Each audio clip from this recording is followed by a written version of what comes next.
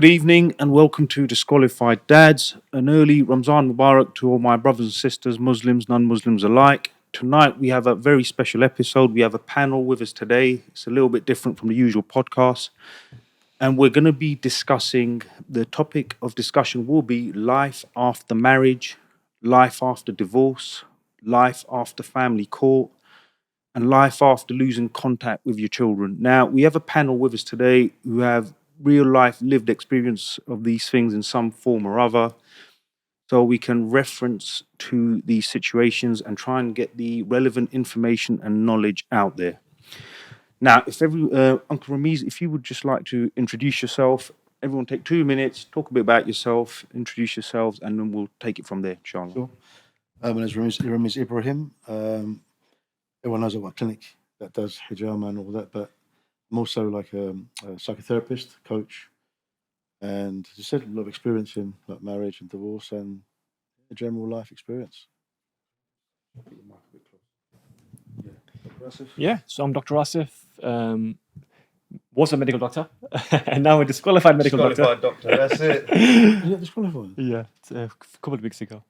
So disqualified for my views on the conflict in Gaza. We won't talk about politics today, but yeah, I got a lot of experience professionally in coaching men through divorce as well. And yeah, I do a lot of mindset coaching with men post-divorce, getting them back in shape mentally, physically, spiritually. And it's I think my fourth appearance with Farouk. Yes, we've done. This is like round 5. I've lost count, mate. New series with us. Yeah. Right, brother. So my name's Imran, based here in London, working professional. I think this is my second podcast with obviously a community of brothers here today. We've done one before. Yes, we have. So yeah, I've been through the family courts. I think made 2 separate applications over a period of 2.5 years, and I haven't seen them for two years straight now. That's my story. We'll get into that in a minute, brother. Yeah. All right, so Assalamu alaikum. So I'm Muhammad ibn Ayyub. So I've known Farouk for I think about just over a year. Year and a half now. Maybe slightly longer. Yeah. So this is an area of interest of mine, especially in recent years, men's rights and the breakdown of society, and all the issues associated with that.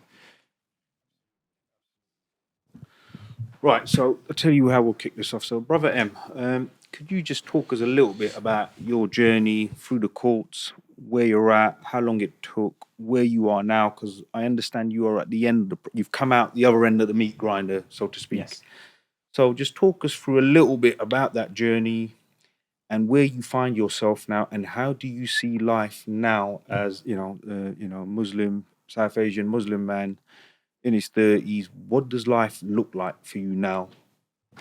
Yeah, sure. So for me, before all this family court proceeding started, I mean, after my sort of separation at the time, I had access to my children on an unsupervised basis. And it was about 3 months later, basically all of that stopped. Soon after that, basically went across to the family court, made an application, asking for them for their help, basically. Sorry, just right. This was 3 years ago, did you say? It's been 4 years now. 4 years since right. 2020, that sort of period, yeah. Beginning of 2020. Made an application to them, asking them for help. And unfortunately, they just deprived the children of having a relationship, basically, with myself and the paternal family. When the last time you saw your children? May 2021. Oh, bloody hell. Yeah. Sorry, carry on. Yeah, so it's I then obviously went through the journey. They have something called the fact find, and in my experience, to be honest, it was nothing but other than a nagging rights contest, because what they do is they facilitate a lot of the injustice that goes on in the family court. So any allegation predominantly made by the mother, the courts will simply entertain it, even though the fact that there is no truth in it. And one of the things that to fear when you go into family court is that they use something on a technicality against parents in general. But what I found is that the most serious allegation made, they'll use that against the father. So, for example, you could be, I don't know, let's say your ex-partner said you throttled her. In other words, you strangled her. Even though that didn't happen, even though you have proved on various other allegations, perhaps that your ex-partner has lied to you. Now, that could be, so for example, myself, I was accused of having mental health problems. I provided evidence, all clear. I was then accused of taking cannabis. I don't smoke, I don't drink, I don't do any of those. So I offered to be tested. And I realized at the end of my journey why they didn't ask me to provide any evidence. And I felt that was simply because another evidence would be filed against the mother. Whereas in this situation, whilst I've said it and I've offered to be tested, it's not been proven. Right. You see, so they didn't want that against the mother. And many other things I had actually proven, not just with my mouth, but with evidence such as passports, X, Y, and Z, and visas and things like that. But not once did they sort of turn around and say, you know what, Mum, we don't believe you. Because even on a balance of allegations, Probability. yeah, you have basically lied to the court. How can we trust you on this aspect, such as the example of the throttling factor I gave? So what I found is that they had, on a balance of probability, made what they say in their own words, we think the father did this. Yes. Therefore, they are indirectly calling me an accuser. Guilty. Yeah, and guilty. Right. So Yeah. look, as we know, brother, in the family court, it is very difficult for a father. And just for you, as we know, the throttling card, the mental health card against men is a very standard, common card, standard Yes. practice. I mean, I don't even flinch now when I hear it. It's standard. If I don't hear it, I panic. Like, why haven't they accused me of this? So we know it's a very standard card. So where are you now in your journey? Tell us a bit about, the end of your journey and what life looks like for you now. Yeah, so I mean, it's been almost 2 years now, come since May 2021, since I've last seen the children, and for me, it was, to be honest, my darkest moments, most difficult moments were when I was going through that journey. Thankfully, because I have religion, I have family, religion being Islam, all of those has actually always supported me. Like I've seen, for example, and heard of some people say they felt like committing suicide and things like that. I'll be honest, that's one thing that's never come to my mind to do such a thing. And I think one of the things that's kept me grounded is Islam and his family. So fortunately for me, and I think that when I hear other people saying that, and I've heard a lot of dads in particular that are non-Muslims, or people who have maybe strayed away from the religion to some degree, mention those sort of things.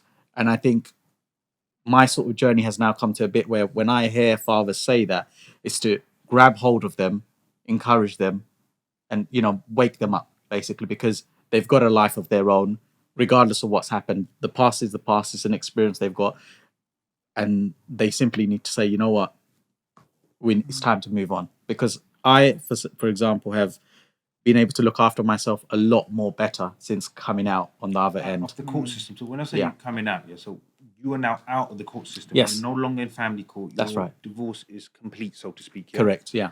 You've lost contact with your children, but you're no longer in that meat grinder. Correct. So you're in a lot better place now, you're saying? Absolutely. Mentally, physically, I think a lot better. A lot better. Just to backtrack a little bit, this is something that working with men's supports groups and forums about fathers' rights, this is something very well known within that arena. It goes against every axiom of in any sort of system of law where the principle is that you're innocent until proven guilty. This is the only arena where there's such it gives so much room for stereotype, for prejudice, and it works on the balance of probabilities. So if a strong enough narrative is created and you fit the stereotype, and it becomes very theatrical. So the waterworks are put on, for instance. These are some of the things that we hear and see. Then that narrative is then taken as truth, and you are judged according to that. Yes. And that doesn't work in any other system. It doesn't quite work like that. So exactly, it's very skewed, and you've had a family court solicitor, I believe, previously, and in my experience, similarly, brother, with coaching a lot of men, it just takes a lot of mental toll on them to have to prove themselves innocent. Like, for instance, in your case, drinking cannabis, something you would never do as a Muslim, but you have to prove yourself innocent of slander. And your slander is the worst. It's like, I normally don't reply to internet trolling, but when it's slanderous, like some people accuse me of drinking because I have coffee, black coffee, as you know. This is our brother's drinking whiskey. Them comments I reply to because that's slander, right? Yeah. And in the family court, slander is used against you simply by fact that you're a Muslim. You probably will be misogynist. You're control and coercion, etc. So it takes an immense toll on a lot of men just to prove themselves to the baseline level. And going back to what you said, it's skewed. It should be innocent until proven guilty. But in family courts with Muslim men, particularly in the context of Islamic nikah as well, it's guilty until proven innocent. Okay. I think that the reason why maybe we have to look at it historically why the system is in that way, and I think it probably stems from, I would say, somewhat of an archaic and outdated outlook, where the woman is generally the victim and the man is the perpetrator. So the system is there to in its aim to protect women, Protect the weaker sex, yes, so to speak. but although this is increasingly evident in this day and age that this is not true, I suspect even historically that was never true. But despite the sort of progressive age that we live in, and how we try to look at things from a scientific, evolutionary, sociological perspective, yet this seems to be so regressive, where it's so strongly against all the statistics that we have out there. It's not just predominantly men that are perpetrating abuse. Some of the most violent forms of domestic violence and abuse are actually perpetrated from women. So it's not congruent with what they know in terms of the studies and statistics. It's basically a trope. Yeah. We hear a lot about tropes, anti-Semitic tropes, Islamophobic tropes. Yeah. This is a what's the word? Feminist sort of Misanthropy. Yeah, Misanthropy. Yeah, misandry. Yeah. So Misandry, yeah. it's essentially, we hear misogyny a lot, but essentially this is a trope. Abusive patriarchal society which may have existed in Europe. It's a trope against men, really. And it becomes sinister where some of the brothers that we've supported, where let's take that argument, let's walk with it for a short period. Let's assume that the man's a perpetrator and the woman's a victim. When there's explicit evidence that this isn't the case, but we've seen that they would still deliberately turn a blind eye to that and try to pave that narrative that it's actually the other way around. Well, I would guess, and it's probably true, that it's a huge revenue generating section of the system. Yeah. Just like NHS selling drugs, or it's like illegal drug pushing. On this side, it's just the narrative of making money. They will never, even though it's quite clear, it's quite obvious, it's quite evident and apparent. They will never. They'll push as much as they can to make as much money from it as possible, Yeah. and they'll use the family to do it. I think the causes behind, or the motivations behind it are numerous. I think definitely money has got something to do with it. But it's also, I think, if you look at how the world is changing, how society is Anarchy. They want changing. anarchy as well. We look at first wave feminism, second wave feminism, and now where the whole sort of structure of family doesn't look like it's really going to exist, where you have a conventional setting of mother, father, a breadwinner, and someone who takes... Look at the magazines now, yeah. parental magazines and all those magazines. You don't see men on the front anymore. You see a group of women, a few children, they're very happy. Yes. The man is not even in the picture. Yes. The thing is, Rumi, they were never in the front. If you look at the Pampers ads, 20 years, they were never in the front. They were never in the It's always picture. women and children. Kellogg's ads, mums approved by mums that Fathers for Justice pulled up on that. The men were never in the scene. They've been lost in the background because, like you said, most men aren't aware of these things. They just go work, do their thing, provide stability, all that. When it hits them, if it's just a shock. Yeah, then it hits you, and that's what I'm saying. The Muslim community has only been hit with this properly in the last decade, I would say, and now it's really coming along now in the Muslim community. Now, look, we know the family court system is archaic, it's oppressive, it has no interest in children. The horrors that we all know of and seen, they exist, they're there. Now, once you have come out that system, though, tell me this: for a Muslim man, for example, doctor, you coach a lot of men, right? A man that's in his mid-30s, early 40s, mid-40s, he's now divorced. South Asian, say potentially South Asian from the Muslim community. Now, we come from that family unit. We know nothing other than family to that degree. For example, I'm back home in my home currently now, yeah? But I look around and I think, I still, that noise of your children, stuff like that, all this psychological thing that goes on, because we're used to that unit. You've had your kids with you. What does life look like even after you come out the meat grinder, you've come out the court system? What is the landscape for a Muslim father after the system? Yeah, so it takes a lot of readjustment because likely they've grown up in a nuclear family, most likely actually an extended family. Their parents, grandparents, oftentimes brothers' family living in the same house. So they've grown up in an extended family, lots of nieces and nephews around, and then they downsized to a nuclear family when they had their own kids, husband, wife, 2 or 3 kids, and then divorce happened. So they've gone from this to this, being single. Yes. It's a huge readjustment, huge. And again, the whole concept of having kids, and men genuinely miss kids' noises, as in it's in our fitrah as well. People say, "Oh, it's only mothers," but it's also men go through postpartum depression as well. By the way, it's under researched. So everything women go through, men go through at this similar kind of speed, but sometimes less pronounced. So you've heard of menopause, right? Yeah. Has anyone heard of andropause? Midlife crisis. Yeah, but exactly. Also known as a midlife crisis. Yeah, so there's supposed to be andropause, the medical term, but nobody's heard of it. But the thing is, men's health, men's issues. It is physiological, isn't it? Exactly, physiological, because your testosterone drops in your 40s. So we know this with women anyway. Estrogen levels drops. They have the pessaries, and they have the HRT, etc. Even men know about this about women, but men don't even know about andropause for themselves because it's so under researched, it's so under talked about.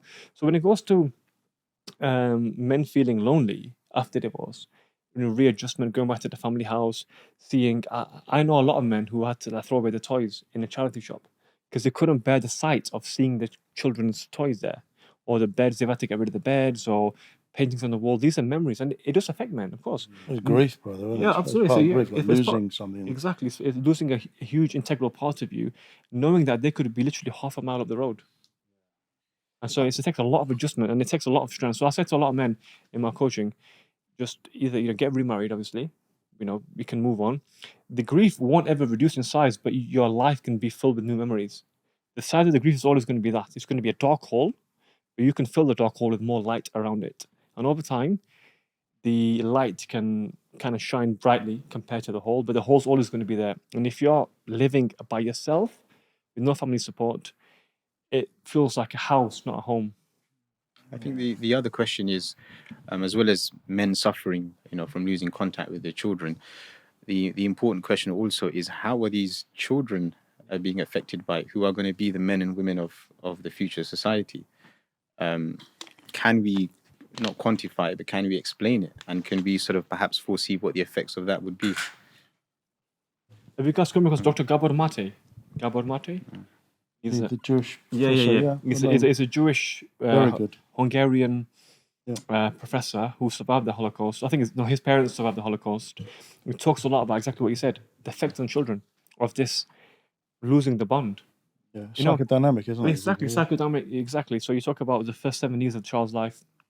If they've separated, oftentimes, in a very aggressive manner, like alienation, we've talked about this as well, separation, mother side filling the child with certain things, breaking the ties of kinship. And especially for Muslims, it's huge. Your father's side is literally your kinship. That is your bloodline. Yes. In Islam, the bloodline is through the father. Ibn Ayub, it's your father's name, right? You don't take your mother's name. Ibn. This is, we take the father's name, the children take the father's name, female or male, they take the father's name. So once that's completely severed with his family, his parents, his brothers and sisters, one half of the child's upbringing has been diminished massively because it takes a village to raise a child. But now modern day feminism believes in 2-parent incomes, but only single parent contact. And this is particularly concerning. I mean, it's happening all across the board, but when we see it in our communities and societies where we're supposed to have these ideals. In every Jummah khutbah that we'll go to, we'll hear the Imam say, Inna Allah ya'muru bil adli wal ihsani wa ita'i dhil qurba. Allah commands you to justice and to ihsan and to tying the bonds of kinship. Right. And so, and yet this is fundamentally happening in the Muslim community, that kind of hypocrisy. It's happening openly, and it's accepted. That this is what I'm saying. When it comes to your own personal loved ones, and this is what I'm saying. I keep saying about Islam, and I've mentioned it before. When it comes to your personal affairs, and you turn a blind eye, how practicing are you really? How much on deen are we really? Because we're happy to do our obligations to Allah, so Jummah, Namaz, this and that. But what I'm seeing more and more is when no one's watching, or when it's your personal affairs, when it affects you emotionally, the whole thing seems to go out the window. Breaking ties of kinship, like you said, is it's next to kufr. It's classed as next to kufr. That's how big it is. But people are happy, including my children, they're happy to sit by and watch my children go through this. Because the reason why is because you mentioned there, second and first wave feminism, a lot of sisters and their parents, i.e., the maternal side of the family, they don't see the father's side as being kinship. They only see kinship because of feminism, right? In feminism, the lineage is through the mother. Yeah. It completely contravenes psychology, human biology, contravenes Islam, contravenes all major faiths in the world. The lineage is through the father. But feminism, it's come along in the last 50 years, lineage is through the mother. So if the children are spending time with the mother's family, no ties have been broken in their estimation. Right, yeah. That's Well, I've got to say that even though I'm sitting here, I don't want people to think that I've gone through it, because I haven't. I'm not going to take any percentage of what you brothers have gone through. You've gone through divorce, here- haven't you, Uncle? Sorry? You've gone through divorce before, haven't you? Yeah, of course. Yeah. So talk about how you. The thing is, on a couple of points. First, that was the first point. I can only accept it and absorb it vicariously, like through my counselling and coaching brothers and families. I can only live it vicariously. Like, it's not happening to me, but I can imagine if I went through it, what I would. I'm a different kettle of fish. So that's probably why Allah didn't put me through it. Allahu Alam. But the nuances that everyone has about their life and what they've gone through and what they should do, what they shouldn't do. The one main point is this. Two main points. One is, as quite rightly mentioned, that to keep the ties of kinship, and as we know, Surah Allah Subhanahu wa Taala says that anyone that breaks the contract or breaking the ties of kinship, they're cursed and they're in the hellfire. So the brother was talking about how can you be practicing and do this. A lot of people practice doing things, whether they're like practicing or not. You're Muslim and or you're not. There's no practicing or not. You're a Muslim or you're not. So everyone goes through their test. The tests for the women, because they're, and I'm going to step out on a limb here saying that they are, as the Prophet ﷺ said, that they are lacking iman, intellect, because of the fact that they have their monthly burden, so they're lacking iman, and the fact that they have two witnesses to one man.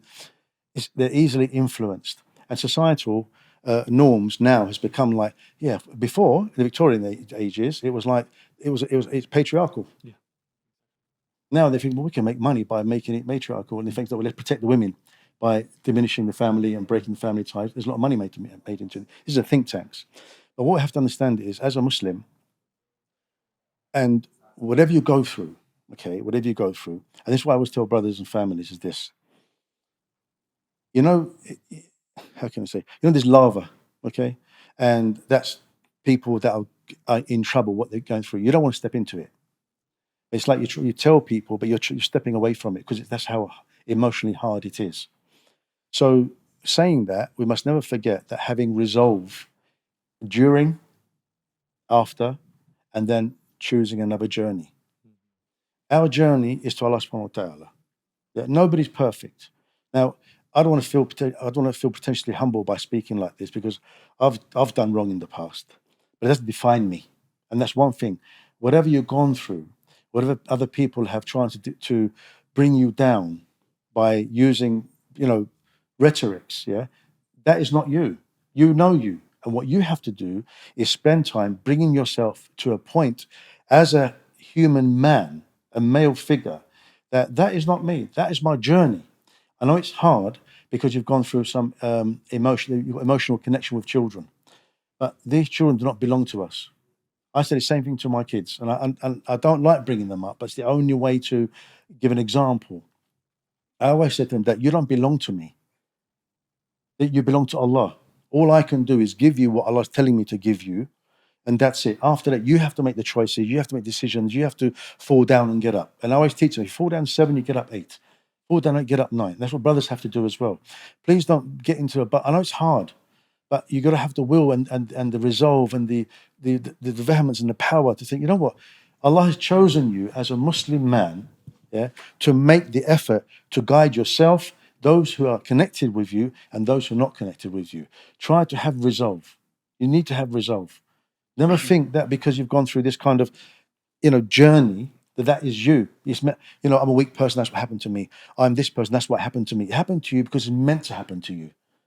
Whatever happens to you in life, as a Muslim, we have to never forget, we don't want to cross the boundary between our Muslim, mu'min, muhsin journey and fall onto the website whereby the non-Muslims or the non-Muslim rhetorics or non-Muslim life is our teachers. We can learn from it, but we have the power, we have the knowledge, we have the resolve. And that means that you have to use Allah's power. It's given to you in your iman, in your knowledge, to bring yourself up again. Just start again. Just start again, because you're alive, and Allah's given you that to make you the person that you've always wanted to be from inside you. I remember when in my 20s, I wasn't the man that I wanted to be. I allowed people to, manipulate me, but inside, if I'd have been this person now, this beast, yeah, I'd have been in prison many, many times. But I laughed at myself through the rhetorics of other people because I wanted to keep the norm. I didn't have that, but the man inside me is like the Hulk wanted to come out, and I never let it out, and I'm glad I didn't let it out. But now, alhamdulillah, whatever Allah's given me in knowledge base and experience base, the beast isn't dead, but I've learned to utilize the power of the beast when I need it by being respectfully assertive and not rude. But you have to come first, because if you're the foundation, if you haven't got a foundation, you can't start again. You're going to start building on broken bricks because you think that's what you've got, but you haven't got that, ikhwan. You haven't got that. You've got the power to become the man that's meant to be. Even, how can I explain it? It's passionate, I tell you. It's good. No, it's like you've got it in you. Yeah. You have got it in you, ikhwan. You've got it in you. Yeah, I you've think got it in you. This comes back to, if you don't mind me Tafaddal. interjecting here, this comes back to the crux of Iman. Yes. And the Quran is filled with the stories of the Anbiya alayhi salam, trials and tribulation. Yaqub alayhi salam was separated from his son. The whole concept of tafweed is of what ufawwidu amri ila Allah. So we surrender our matters and affairs to Allah subhanahu wa ta'ala. So there is that. This is the core and the marrow of deen in itself is to have that submission to Allah subhanahu wa ta'ala. And it goes back to what our brother was saying about how sometimes brothers that go through this, and they do have that, alhamdulillah, through the grace of Allah, they have that strength of iman, they respond differently, and they don't go through those suicidal thoughts. But this, time and time again, this is thematic throughout our deen. Yeah. Is trials and tribulations. Sometimes Ibrahim alayhi salam leaving his wife and child in the desert. The zamzam that we drink, that it's all stemming from dire sort of need and severity and desperation. Exactly. So this is not something that's a peripheral topic in our deen or something that we shouldn't be familiar with. This is just going back to the same time or lessons that at the end of the day we come to this dunya with nothing. We're just simply a manifestation of Allah's command, and we finish like that as well. And وَإِلَيْهِ يُرْجَعُونَ. Absolutely. Yeah. I think the way to look at it is as well, in life, to be honest, as long as you're alive, you've got another opportunity to start again. There's an opportunity. That's one. Yes, exactly. Every day is a new day.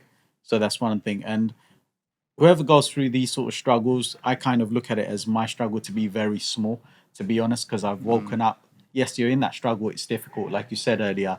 But when you go through these struggles and you look at for example, what's happening now in Palestine, and I'd even say what I call, in my view, occupied Palestine, whether it's the West Bank, whether it's Tel Aviv, and all these places, you have to look at the struggles those Palestinians are going through. Is your struggle anywhere near theirs? And I look at, for example, my situation. Yes, it's been coming up to 2 years. I haven't seen them, but Allah knows They're best still yours. that they're still alive. They're still alive. And They're still yours. alive. Yeah. And they're, like you said, they're not ours. They grow up at a certain age. They'll make their life decisions. They're an amana given to us as a gift, right, for a period of time. And I always say, listen, someone says, "Oh, I own this and I own that." No, it's rented to you. You're here today. You're gone tomorrow. Absolutely. So that's the way to look at it. And that antidote is anyone else struggling a lot more than you. You look at them, not because you look down upon them, but purely because you say to yourself, my struggle is nothing. And that will help ease the burden a lot.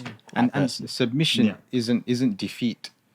When we submit to, because of the disappointment that one may have in a situation, surrendering isn't defeat. It's that we're surrendering to a higher wisdom. Allah is al-Hakim, right? He knows the affairs of past, present, future, and what may be, what may not be. Again, this comes back to the Quran, the story of Khidr, something which may, in front of you, appear as complete destruction, but in it is actually khair. It's actually a protection for you, or something better for you. And that's testing on the capacity of the human mind, because it can't comprehend other than what it sees or what its senses can pick up. But this is where Iman comes in, and that, yeah. No, exactly. Yeah. On that point, so the brothers I coach who have been through divorce, some of the brothers weren't praying Salah. After divorce, alhamdulillah, they're in the first row of the masjid. Wallahi, I know, brother, first row of the masjid. They had to go for the divorce. Get close to Allah subhanahu wa ta'ala. So you have to zoom out of the lens. You have to zoom out of the lens and see your life. As limited humans as we are, we can't see the whole picture. Allah subhanahu wa ta'ala has got the whole picture. We've just got a pixel. But even in that pixel, we must zoom out and say, look, how will this appear on my deathbed? It could actually be the best thing that happened to you. Because Allah subhanahu wa ta'ala, the sunnah of Allah subhanahu wa ta'ala is, for him to bring you closer to him, he has to put you through trials. It's a purification, right? Tasqiyah. It's purification of your Indeed. Of your soul. And Allah subhanahu wa ta'ala says in the Quran, we have created man in a weak state, and he is forever toiling towards me. Surely he will meet me. So the default of life is toil.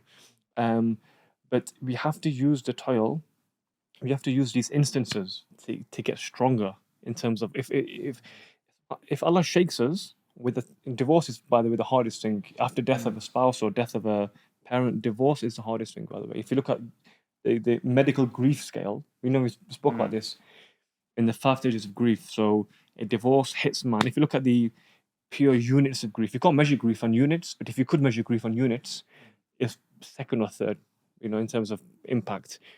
But you have to use it to say, this is Allah subhanahu wa ta'ala's sunnah to get me closer to him. And that, honestly, that's what got me through my 2021 as well, like similar time, subhanAllah, July 2021. July, it's just after COVID as well. Things are starting to open up, and then it hits you. Separation or divorce hits you. You're not seeing that kids again. And then you have to readjust. But going back to what we said in December, the 5 stages of grief, the last stage is acceptance. Acceptance is, as Muslims, the growth comes in. Exactly, growth comes after acceptance. So you mentioned about going back to the house. The house will no longer be the family home it was, but it's a new chapter in terms of starting a new family as well. And mentally, just like losing a loved parent, you'll understand that they've continued onwards in their journey. Morning, you go through the morning. Yeah, you go through the morning, and then it goes to the final stage of acceptance. And this is a very good concept called post-traumatic growth. Mm-hmm. And all the prophets went through it. All the Anbiya in the Quran. Ayyub alayhi salam was sick for many, many years, actually. Yunus alayhi salam left his tribe and he got swallowed by the whale. And Nuh alayhi salam as well. Literally everything disappeared except for a few of his family members. Lut alayhi salam left his whole family. They got destroyed. Literally every single prophet, Hud and Shu'aib and Saleh, things got destroyed, literally got destroyed. And in our instances, marriages have got destroyed or dissolved, and access to kids has got dissolved in that sense. But I remember I was speaking to you earlier about Umrah. I went to back-to-back Umrah, And the story of Ibrahim alayhi salam gives the most perspective, by the way. He had to leave his son, Ismail, in the desert, and he had to walk away and not even look back when he heard the cries. And that, children, is the biggest test. And we, even with slaughtering as well, when he was ordered to slaughter in terms of the dream he saw, we know children is the biggest test. Wallahi, it's the biggest, speaking in any level. The images from Gaza, the most striking images are of parents burying their children. You know what I mean? Because it's not meant to happen, so to speak, because it's supposed to be, grandfather dies, mother dies, or father dies, and then the children die afterward, and they bury their parents. But when it's inversed, when it's the other way around, we have the example of Rasulullah he buried majority of his children, right? And that itself gives us a blueprint. And this is what you said, brother, about without Islam. Honestly, I can, even in my personal life, if it wasn't for Islam, I'd be in a deep, dark place. And I'm sure a lot of us can say that as well. Absolutely. Islam gives you, Allah pushes you to the edge, but He doesn't break you. Islam is the safety net. It literally is the fish net that stops you from drowning. And alhamdulillah for Islam. And that's why, like, Allah will test you, but He won't test you, beyond what you can bear. Yes. So that's what Islam is around. And to be honest, it's about waking up. Sometimes some of us go through these trials and tribulations. It's because somewhere, yes, we are doing something wrong. As human beings, we're always doing something wrong, to be fair. But it's also a wake-up call. It's for us to change our ways or, go in a new direction. And if it means that, you have a, separation, divorce, whatever, it's because that was it, basically. It's you're not right for one another for whatever reason it might be and stuff. But it's also to see and give you an opportunity to see how you are going to deal with that moment and that situation, because it actually Everything's says, a test. yeah, exactly. And that is tests are hard, right? And that's a very tough moment, to see. And one thing I've noticed, for example, in the West, right, for example, is that anything that Islam says you have a right in, what they do, they take that right away, and they give it to, let's say, the mother in this case. We're told to be modest, dress appropriately, both for men and women, right? But in the West, it's encouraged. You know what? Do the opposite. So it's the narrative of anarchy. That's what they want. Yeah. It's Anarchy, easier to control them. That's right. And anarchy is from Shaitan, Iblis. This is what That's he right. wants. He wants. I don't know if you watched the Joker movie when it came up a few years ago. Essentially, Watch it, yeah, depressing, man. you got the same outfit as him. But essentially, that's what they want, right? Anarchy. And we know the fitna of Dajjal will be the strongest fitna humanity's ever faced. And that's anarchy. Actually, in Surah Al-Qaf, Allah subhanahu wa ta'ala says, he talks about Yajuj, Yajuj Majuj. And, you mentioned Al-Khidr. Also is mentioned in the Quran, Dhul Qarnayn, towards the end of Surah Al-Qaf. And the people said to him, Yajuj Majuj are causing fasad on earth. Mufsidina fil ard, they're causing fasad on earth. And anarchy, that's, what's the translation of fasad? Anarchy and corruption. And exactly what you mentioned, anarchy, no order. Opposite of anarchy is order and regulations. This is the ahkam of the Sharia and the nizam of Islam. Islam structures people's behaviors. Because honestly, if there's no structure, we're worse than animals. We're worse than animals. That's where Islamic knowledge takes you out of the matrix. Yes, exactly, it does. It shows you the reality of what's happening. It's like the films, most of the films are there to give you a preview of what's to come. Because they have to. Now, to go a bit deep on that, is that there are films that happened that were made 10 years before COVID happened. They're speaking about it. The Twin Towers and Long Good Friday or Long Kiss Goodbye, one of them films. So many in the 90s. Because what it is, the same way that the sahir, the magician, as an individual, will get an individual shayateen to help him or her. Shaitan is helping the powers that be. In order to do that, though, they have to tell the humans what they're about to do. And they tell us through disclaimers through movies, just like the drugs in the pharmaceutical field. They put a little leaflet, and it's up to you to read it or not. So they give you the movie, it's up to you to read it and what's really happening. Most people enjoy it. But I always teach kids, and ask brothers to teach their kids, to when you're watching something, always look for the poison in the honey. Yeah, it's okay. It's all right, but look at the point. What they're trying to tell you, because it's all part of the plan. It's always been kufr and iman, always, and it always will be, from the beginning of time to the end of time. In between is convenience, something that you eat and drink, enjoy, whatever it is, physical, spiritual, emotional, mental, whatever it may be. But to get to a certain point, and our point is to get to a point whereby nothing matters except Allah subhanahu wa ta'ala. And you talk about what happened after divorce. My divorce has just been normal divorces. So I haven't had gone through the court system or not seen my kids, that sort of thing. But How did you, if you don't mind me asking, Kurumi, so just let's talk about divorce in itself. Let's take the children out of it for a second then, yeah? How did you, because again, those who have not experienced divorce, again, like before I was divorced, it was just a word. The devastation that follows, you can never fully, and I never knew it was this devastating. Like you said, it's one of the biggest griefs you can go through. Now, for listeners that might be listening who are young and are not married yet, try and explain how you got through it. Was it what you thought it was? How you then dealt with that devastation? Because for most fathers, especially from the Muslim community, South Asian community, who are not used to this is new. This is a new thing. We didn't see our fathers or grandfathers getting divorced. It's an unknown. Hence, it's the devastation that this unknown brings. Hence, like I said, you can imagine people, like you said, in other places of the world who are suffering a lot worse. But we are surrounded by a lot of comfort, and men are having these thoughts that I'll happily end it. That's the level of pain and devastation. So this is what I'm saying. Let's highlight the pain and devastation and how serious this is. So those entering the marriage market, then we'll go on to next, what their mindset should be, what they should be looking at for. This fairy tale, and we can get rid of that then. So just touch on that a little bit if you could, please. I can only tell you from my experience. Yes, from your And experience. vicariously from other people. But in my experience, it's the way I am. Yes. Okay. When you ask someone, what's your hierarchy of value, for example? Okay. Okay, let's leave it. We know Islam. Let's not get cliched and say, well, Islam is my prayer, Allah. We know that. Let's leave that for a second. As a human being, your mental state and the way your growth set is, for me, is a peace of mind.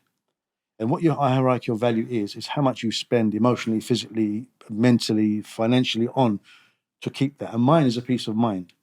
So after divorce, when I've been divorced a few times, but the main divorce was because of the kids. Because after I got divorced, the children were the first focal point for me, as is with every man, because we're practical people. We've still got. We even got. You've got. If the barn is burnt, you've still got animals to feed. That's it. So you become practical.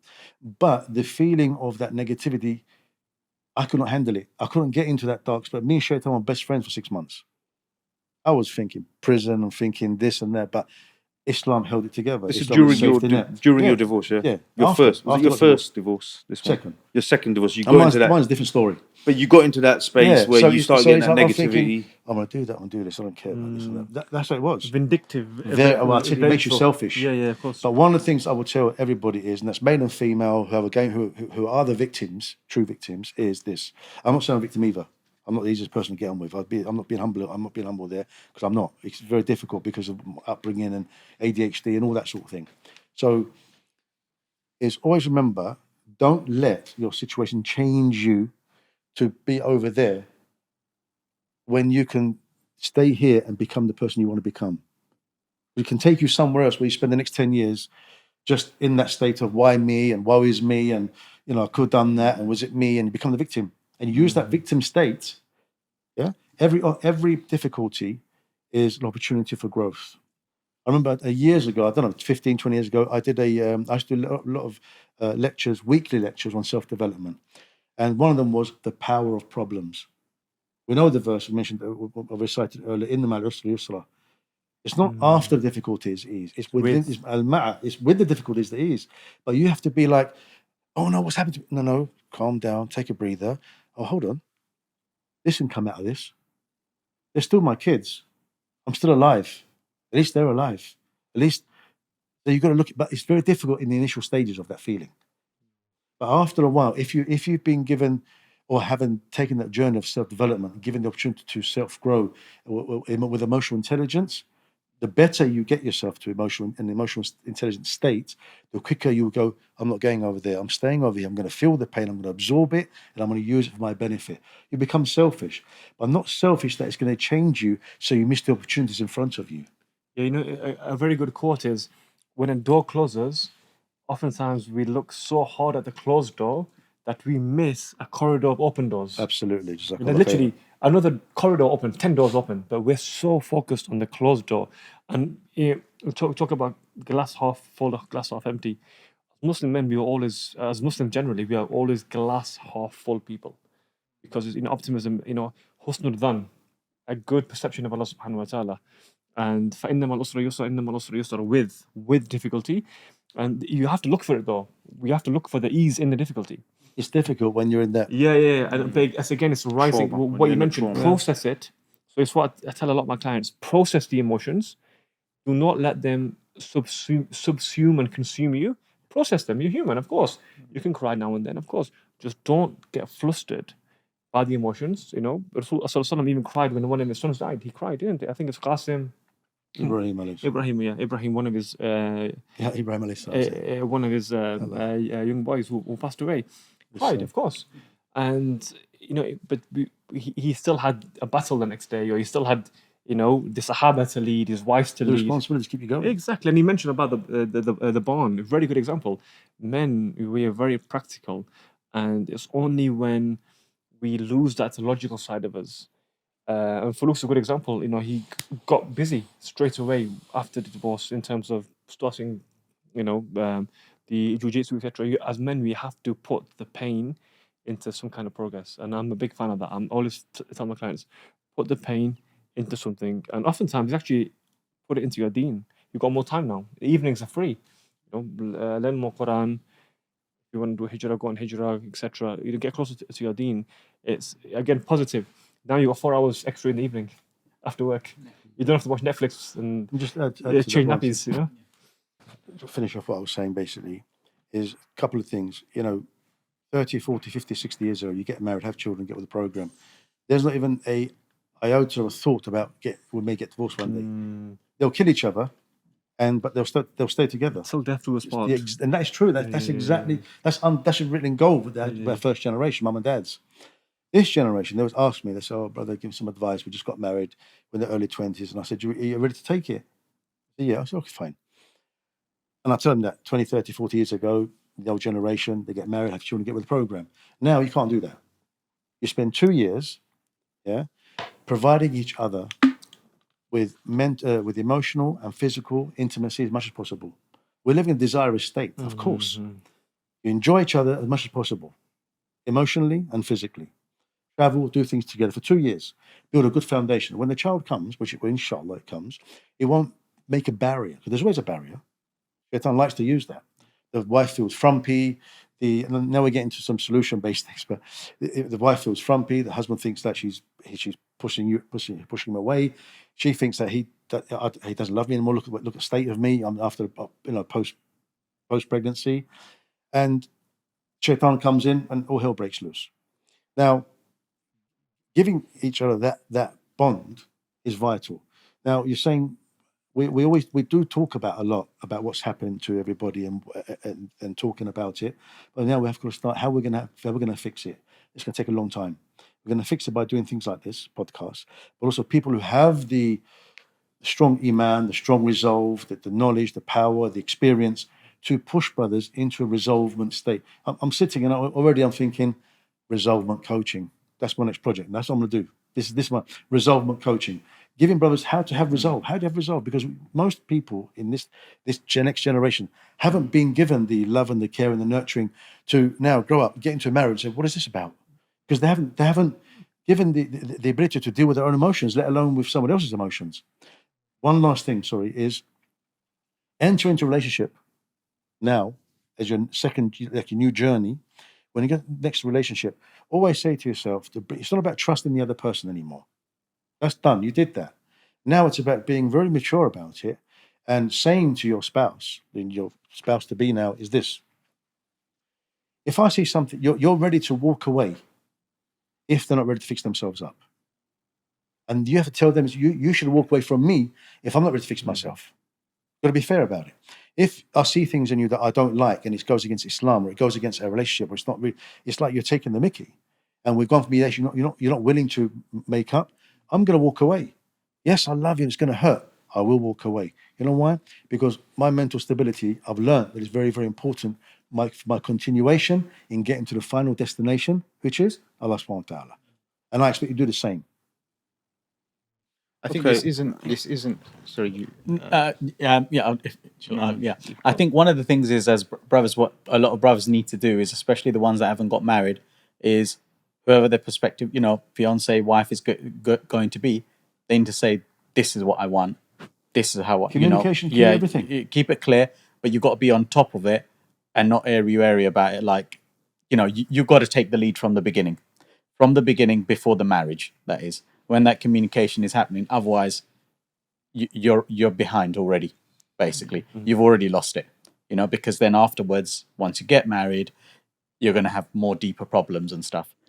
So I think the goal should be for everybody to pick up a book around Islam and marriages and things like that, and how it should be actually. So then you obviously know your rights.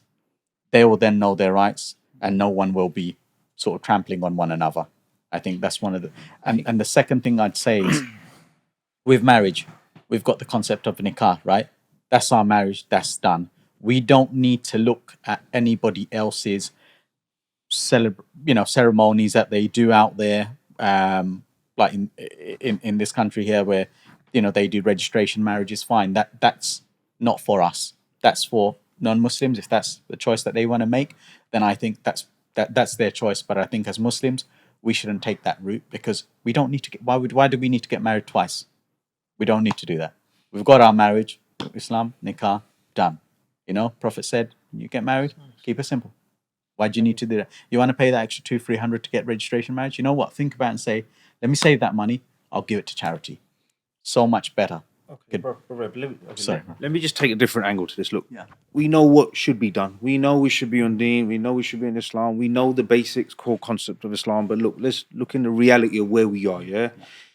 If that was happening, we wouldn't be sitting here. This podcast wouldn't be happening. So the reality is these things are not happening, yeah? Registry is now being pushed. I don't know if certain Muslims are even pushing it, yeah, but Some imams won't allow nikah, by the way.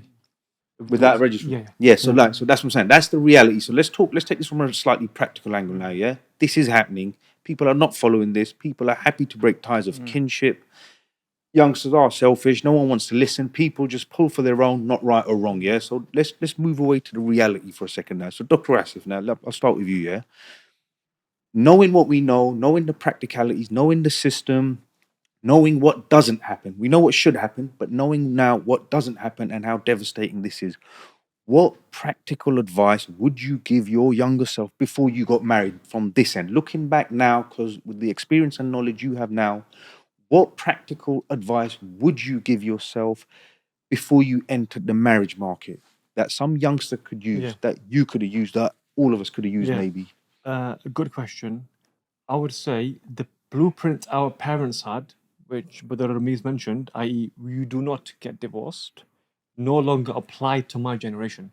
This millennial, I was born in the 80s, I grew up in the 90s. This millennial generation, this marriage is seen very conveniently. Divorce rate is 50% now. So we can't use the blueprint of a 1% divorce rate, which our parents had, and use their same kind of mentalities in our marriage. Our marriages must be conscientious decisions. They must be compatibly matched. And like in Malaysia, there should be premarital counseling before you get married. Because I don't think a lot of people are ready to get married. A lot of sisters aren't ready to be wives, according to Islam. And a lot of brothers aren't ready to be husbands, according to Islam. Because let's speak about men, for instance. As a man, the onus is on you to be a rajul, to be a taqawam of your women folk. But a lot of men now that grew up in the 90s, Xbox generation, they have no leadership qualities. They have no executive functioning. So these men won't necessarily be good husbands. And the women as well, working in the corporate environment, they don't have the necessary nurturing skills to be good wives and good mothers. So both of them need to undergo some kind of training program or some kind of premarital counseling, and we don't have it here. We don't have it in our community. We don't have it in the Muslim Because, community here. because it's seen, and Ramiz can back me up on this, even couples counseling is seen as taboo. Why are you having couples still? Why are you having couples counseling for? You know, our parents didn't have that; they just sucked it up. But their marriages may have worked, you know, in India, Pakistan, but here with like brother Ibn Ayub said, in the UK, the sisters are getting this feminist ideology brainwashed into them. Look, they're conditioned on a subconscious level Exactly. in their upbringing. So even those that believe they're not, the ideology is imprinted to the core. It's in the water. In the soul, yeah. It's in the water. So, Literally. literally in the water. No, Unfortunately, it yeah. is because you know Potassium permanganate, chlorine mixed all together with fluoride, it messes up your complete hormonal system. exactly this. And I mentioned to the brothers, I think 2 or 3 days ago, in the UK, because of water, because of plastics, because of the tap water, because of the availability, and you mentioned pharmaceutical industry there, birth control, oral contraceptive pills. We mentioned menopause earlier. BPA in plastic. Exactly, BPA in plastics. This is messing up women's biochemistry and men's. Men are becoming more feminine, women are becoming more masculine. So our parents' blueprint of a masculine, assertive, patriarchal father and a feminine, submissive, nurturing mother no longer applies because women aren't being brought up by nurturing mothers and men aren't being brought up by masculine fathers. So they're essentially trying to fly a plane without ever having gone to pilot school.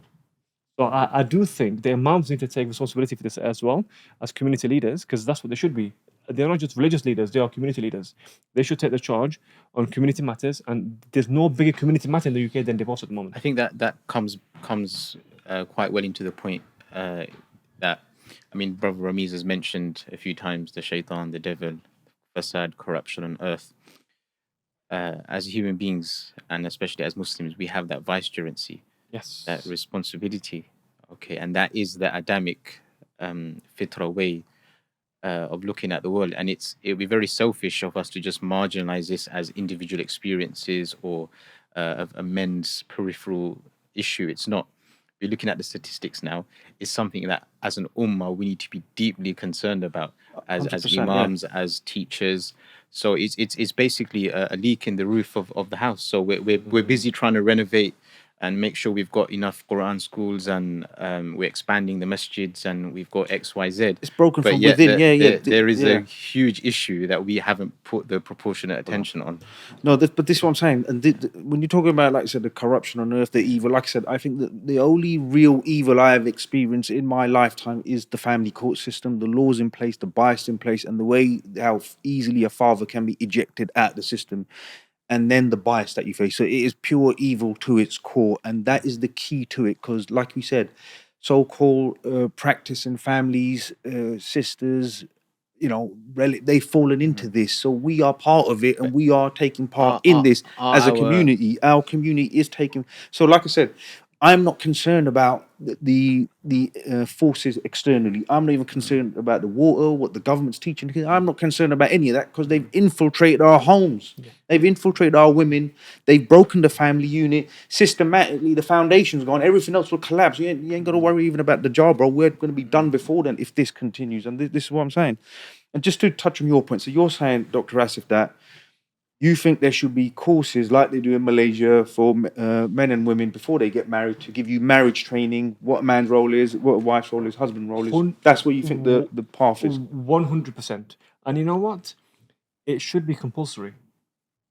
Just like you have to read the Qaeda and the Quran before you finish the Quran. This is preparing you to become a Muslim who can read the Quran. But we know marriage is half your deen. And everyone's getting ready for their wedding, not their marriage. And we need to prepare. Honestly, we had a conference a few months ago. I believe Umadana Didat spoke about this as well. We need to educate brothers and sisters about roles and responsibilities. And going back to what you said about a me culture, the selfie culture, me culture, people are so concerned and besotted with their rights, not their responsibilities. Duties. Exactly. So we need to educate sisters about their roles and responsibilities as mothers and wives, because the rights have been fed to them. You know, they're watching these imams. The empowerment. They know about rights. Empowerment has Yeah. fully taken over. Although I agree with you 100% that we should have that. It works in Malaysia because the general upbringing of the people there are still with the fitra Yes, and yes, they'll yeah. absorb it. Here, it's going to take a long time to. This should have been around 20 to 30 years ago. It's not even available at the moment. It's not available. It's never. We're Yeah, it's saying not. It's this just. should be, but right now we need. It's like to, saying. It's like every person, whatever job you do, yeah, you can have a doctor who's got a caring attitude, and then they'll be a good doctor. My doctor listens to me, doesn't just prescribe. And you've got other doctors whose character isn't that good, but that character still comes into the person's into the session. Yeah. The same with everything. So as the brother was saying, it's okay having the madrasas and this and that, but that's just like saying that's like someone reading the Quran, all of the Quran, but they can't practice a little bit instead of reading a little bit and practicing what you just know. Like the So it's just like Sahaba used to. Exactly, just Well, yeah, learn a small little part, bit, yeah. and this is where we have to start now.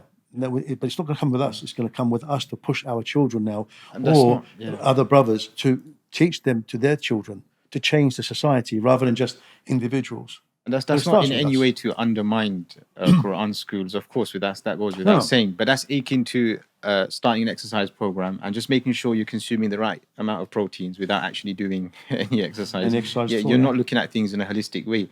And the issue of families and the structure of family, the effect that has on society is very deep.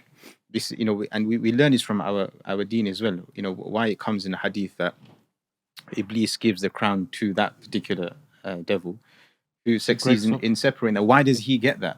All right. So it's because there is something in there that the preservation of a healthy, functioning society that's congruent with Allah's commands and the Sunnah of the Prophet ﷺ, in order to have that thrive, it starts from the home.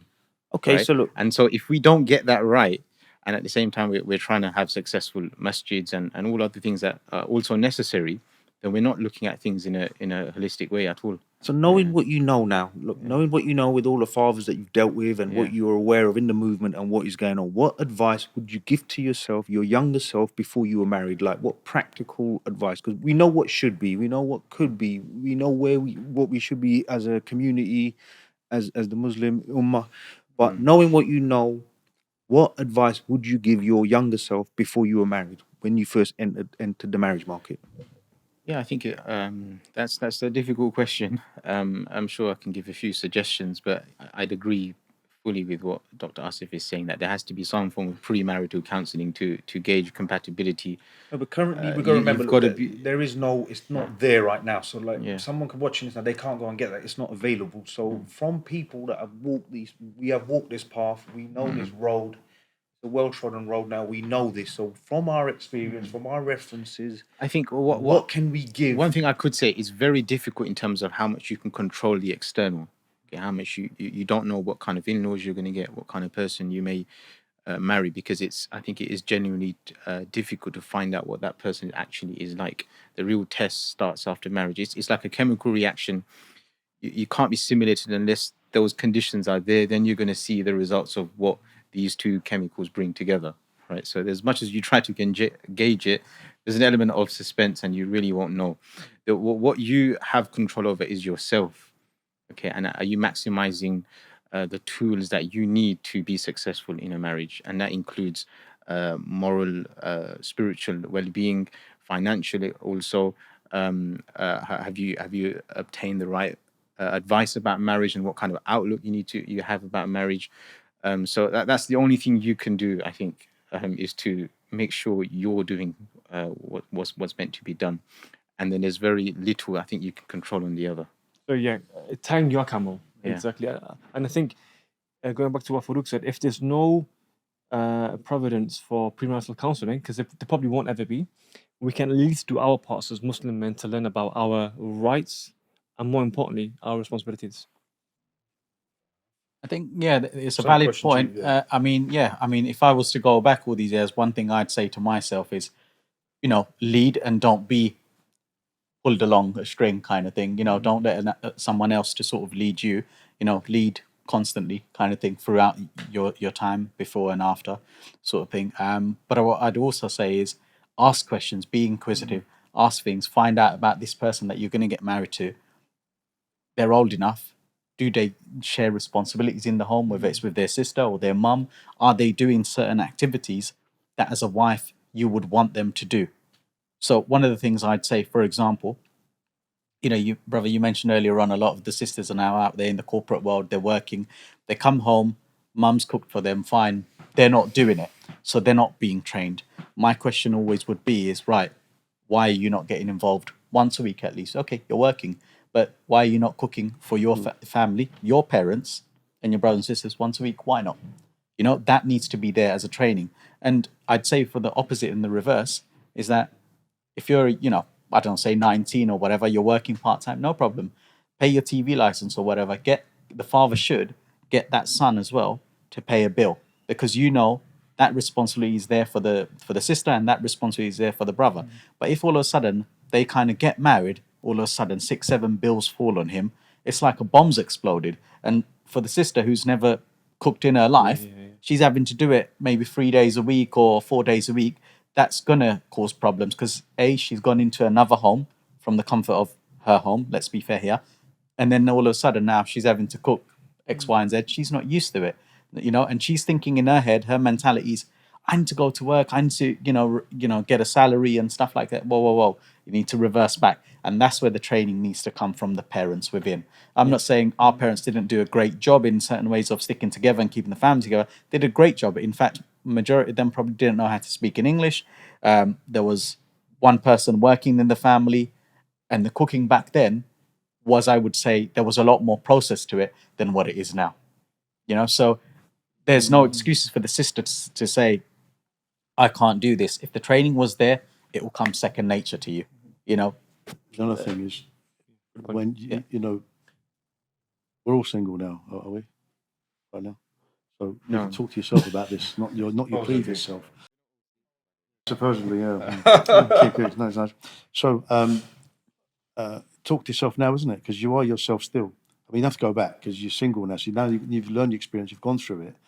That when you do get married now, is that you learn to communicate and who she speaks to. Because the worst thing is when they've got bad friends. Mm-hmm. The influence of rhetorics from bad friends. Oh, why are you doing this for him? If I was you, this and that. Yeah. And if your wife is a submissive, petal, she's going to be thrown about in the wind like this, left, right, and centre. And Shaitan's going to play with her. Well, one thing I want to highlight on is that we can talk about all these suggestions and what we can do to try and minimize or mitigate these eventualities. But if you look at the generation before, they went through so much more, like actual real life tribulations, migration, having literally nothing, not enough money to buy milk or sugar, for instance. These are the stories that we heard in our community when the Gujaratis first came to the UK, for instance, and they were working in the factories. We hear these types of stories. And much more severe calamities than what we go through in this sort of this age of relative ease. Okay, healthcare, for instance, was difficult. Children were dying, for instance, or I'm talking about a generation ago. So where we came from, grandparents were farmers, etc. Yet, despite all those tribulations, they never had these sorts of problems. Whereas now we can have a thorn prick or someone's got a Mercedes and you haven't got a Mercedes, and that may genuinely be a reason of discord within a relationship. So we can try and mitigate things as much as we can, but there is a fundamental difference, I think, in the mindset, the psyche of generations that came before, and now this sort of individualism, liberalization, and sort of the cultural mindset isms you can put on it. From children to children, they knew what they were doing. So now, how do we address that? Is the issue? How do we uproot those sort of weeds from the minds of our generations? Living in the West is a big problem. Yeah. That's the problem. It's not living in the other country. When my parents came in the 60s from Gujarat, no, I'm joking. Yeah.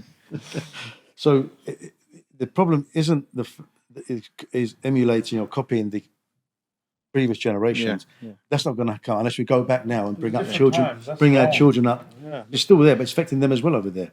It's this Western ideology of breaking up families all over the world. So we have one world system, we control everybody. That's basically it.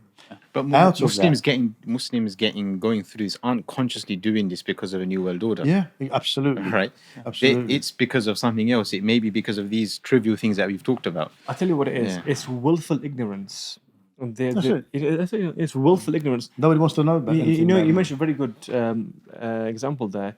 You know, my family came from Pakistan. Again, 6, 7 uncles alongside my mother, siblings, and my grandmother made things work. She could push, essentially a one day, 1 day's worth of eating into 7 days. She could make different leftover soup. She'd make some, bone broth from that, and then she'd make some pudding with the bread. Resourcefulness. But today's women aren't, and brothers, but I'm just talking about women here. They're not resourceful enough because they grown up in comfort, and this leading to entitlement. Uber Eats generation, Netflix generation. But the problem is, it's not the lack of resources. Yeah. So despite having enough food of 7 days in 1 day, you're still getting an adverse output or result. Yeah. So what is the cause of that? The cause, I believe, again, it goes back to our generation that you mentioned. So I definitely commend them. They, alhamdulillah, they made us who we are. They came, factory workers, farmers, and then we became educated, and we've got our own businesses or jobs. But their modus operandi was very much survival. So when survival is, you got racism there, you got financial constraints. It wasn't about teaching the next generation to thrive. It was making them survive. So I believe to consciously raise good husbands and wives, it takes effort from the parents. Especially because it's an added bit of dynamics there, because the sisters especially are getting this influence about cooking is oppressive. Why is he making you cook? That's oppressive. So we need to have this mindset that in Islam, looking after your husband is actually a form of ibadah. And your husband, after Allah subhanahu wa ta'ala and Rasul sallallahu alaihi wasallam, your husband is most important. After Allah and Rasul, Yeah, that's it. But in feminism, or certainly in neo-feminism, it's seen as controlling, coercive, submissive. It's seen as weak. It's seen as misogynistic and oppressive. To submit to your husband.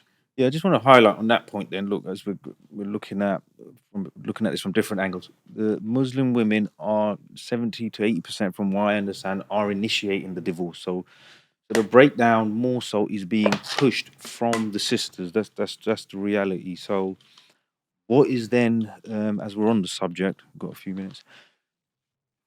What is contributing to that is because it's not the brothers initiating it. Yeah. Like I said, majority cases, 78% is the sisters are initiating the divorce. I think they're incentivized financially. They're looking at the fruits of the financial factor there. So, for example, you own a home. Maybe you. I don't own anything. I just want to clarify. I have nothing. I don't own anything. I have no assets. Yeah. So, as an example, don't make that slander, bro. Yeah. He said, "Put up slander straight away." I own nothing. Yes. So, say a male figure here. He owns a home. He's got he's wealthy. He's got a good job and stuff. So, what happens is that the wife comes in. You have a child. She now sees, okay, well, she's living life here, but in fact, now there's all these agencies now coming and saying, well, look, can kick him out of the house. We're on your side. We'll support you. Don't worry. We'll make it happen. She now gets the courage or the push to do so, and then what happens is she has the home. You carry on paying the mortgage for however many years the court battle takes. And so you're financially incentivized. And at the end of the day, you'll walk away with, let's say, at least half, if not more, of money that was never yours. No less. You're lucky if you walk away with 20% of what was yours. Oh no, I'm talking out for the mother. Yeah, You for the mentioned mother. about it's monetary incentive. Yes, I also believe it's from the girl's parents as well. Yeah, there is also, Pushing her. and the shaitan, comes in. It comes in from left and the right, and then even from in-laws and things like that.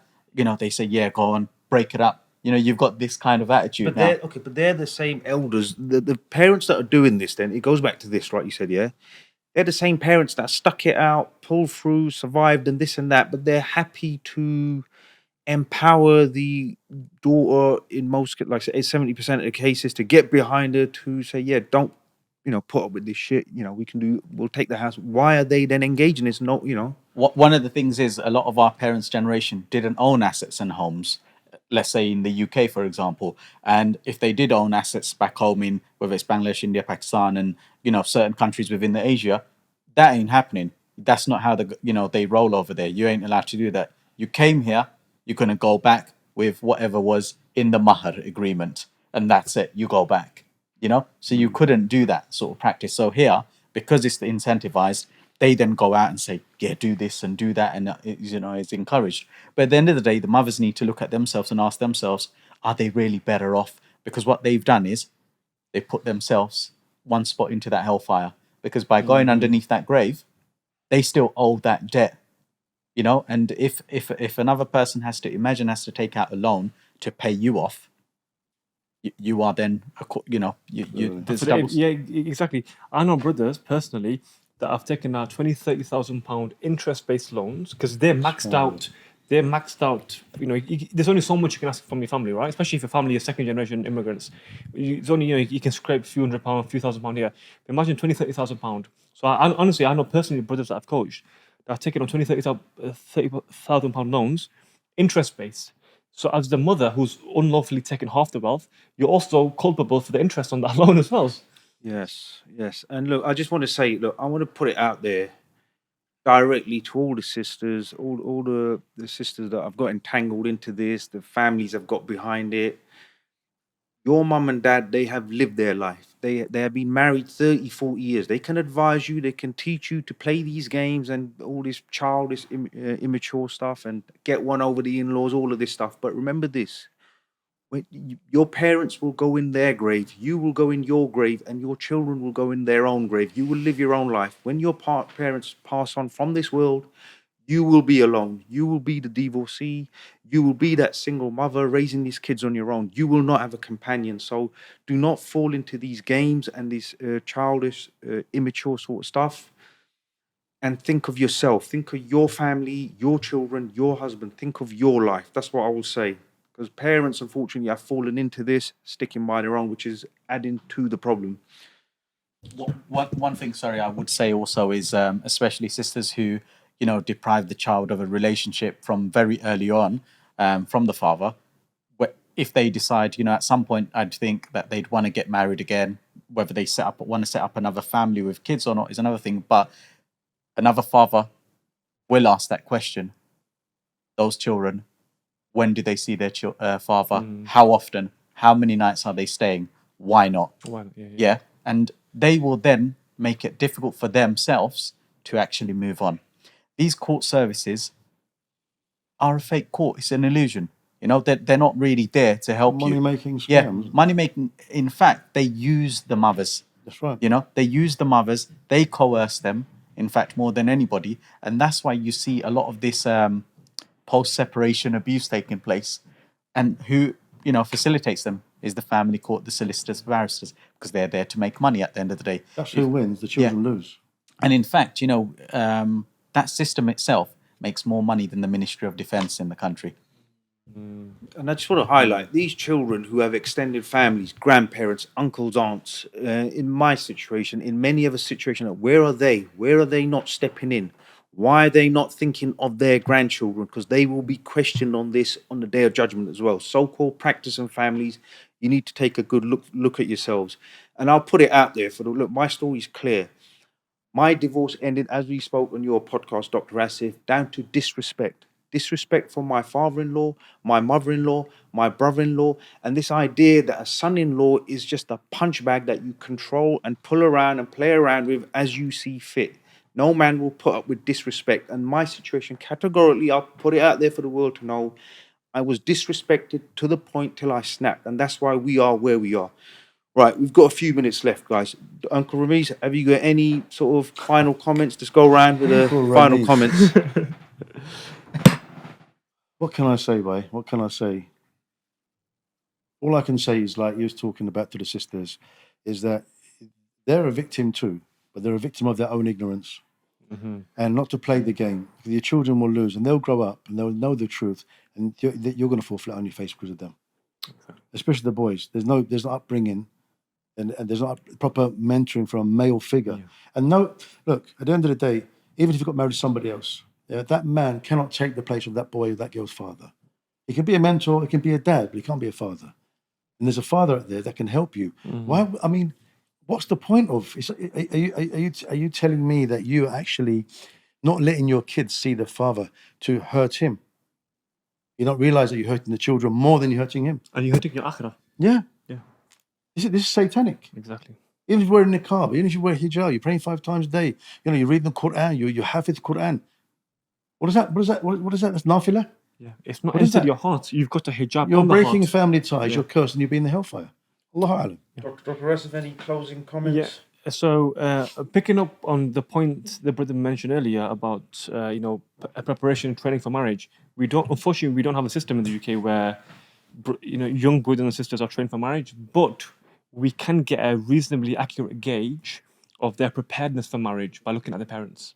What was the dynamic of your parents? And this is a question the brothers should ask the potential spouse, the sister, prospect. What was the relationship and what was the dynamic between your parents? Who was the man of the house? Who was the woman of the house? And wallahi, 9 times out of 10, they should give the answer. Brother M, any closing Just comments? adding on to what Dr. Asif said is it's a very valid point and stuff. And what I would even extend on that is when you're sort of looking out for a partner, to be honest, to see if there are any divorces within the family, even if it may not be that particular sister or brother that you're looking for to get married with, but it will say a lot how they respond and react to any divorces within their families. Very good point. Brother Ibn Ayyum, any final closing comments? I think there's a lot more that we haven't touched upon yet. We're Cover just this in scratching the next one, surface. inshallah. Yeah, inshallah. Yeah. But yeah, we're living in strange times, and at the same time, although it feels like it's not precedented, you know, this idea where those that are committing this corruption on earth, they don't perceive that they are the ones doing that. They actually see themselves as reformers, and that's in the نحن له Quran. صالحون. Surah Baqarah. لا تفسدوا في الأرض إنما نحن مصلحون. All right, and when it said to them, "Don't cause corruption," and the person, no, we're the reformers, we're the righteous ones. Okay, and I think we're in that situation, and not just at an individual level, at a macro level. I think the type of Islamic guidance and advice and da'wah that's out there is very incongruent with the social problems, and I think it's contributive to family breakdown. And we need to start becoming aware about this issue and come back to Allah's deen. Guys, thank you all for your contribution. This is another episode of Disqualified Dads. Going forward, we're going to have a lot more discussions like this with a bigger panel, of not just me and a guest, but a panel like this. And we're going to try and cover it a lot more. And I'm sure all of these guests will be coming back where we will dissect a lot further into this. Thank you for watching. Please like, subscribe, follow, and share.